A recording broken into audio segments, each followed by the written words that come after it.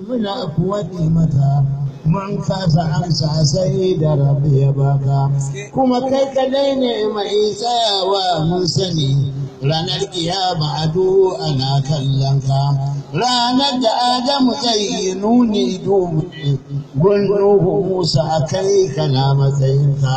Dutse su ce Isa kawai zai ja mu je, shi ma ina sai dai ya kai wajenka. Kai ko da mun je sai ka ce ni ne da shi, ceto a yau yara da gani gare ka. Almuzdafa ka iyo turare mai yawa, sannan ta'ala a sai ya ce ya baka. Kai ne kadai Allah ya ba alkan salam, kuma har makamin hamdiki ya baka. Ya baka limanci na manzanni duka, da gani da ƙanawa ilahu ya baka. Aikanka ne ya zo mutum har aljani, ba wanda zai ci da iya girman ka. Allah kadai shi ne saman ka Muhammadu, in da shi kowa yana bayan ka. Ƙaunar gani ta cika min zuciya, yaran gida na duna sa sunanka. Yaran gida na duna sa sunanka. Ɗana Muhammadu har mahaifi na haka, dukan gidan muka san muna kaunar ka. Ya ta na sa mu mai radar koyi da kai, har Fatima na sabi ɗan yanar ka. Wallahi ni kam na yi babban arziki, tun dai da suna na yanzu sunanka. Ɗana Muhammadu har mahaifi na haka, dukan gidan muka san muna kaunar ka.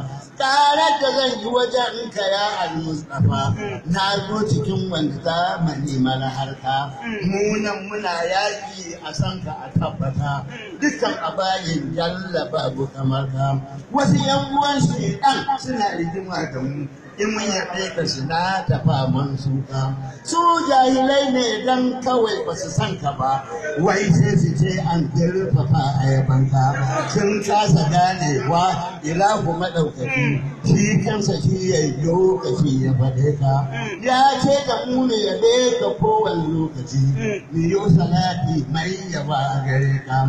Shi ma yana yi ne da shi da mala'iku, ba mu laifin mu ai dole ne mu yabe ka. Komai wuya sai mun faɗe shi Muhammadu, da babu kamar ka. Du mai yaban wani mai yabo in yayi shi, sai dai ya yo shi a gwargwadon da ya san ka.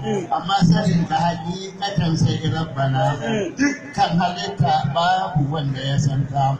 Kowa ya ce ayaban ka wai an zurfafa, wawan mutum ne jahilin matsayin ka. Ayabanka ba wani zurfafawa ko kaɗan, tun dai da Allah ɗan saki ya faɗe ka. Na dinga yi kenan ba zan kuwa bashi ba, babban abin so na da soyo wajen ka. Ka haɗa da ni a cikin masoya ɗan gida, ya'ya da ɗako ko cikin barwanka. Du laifuka na kar su sa nisa da kai, kullum ina tuba ina kuwa san ka. Na so Rasulallahi zan ta da kai, yau bayani tsaf a nan a gaban ka.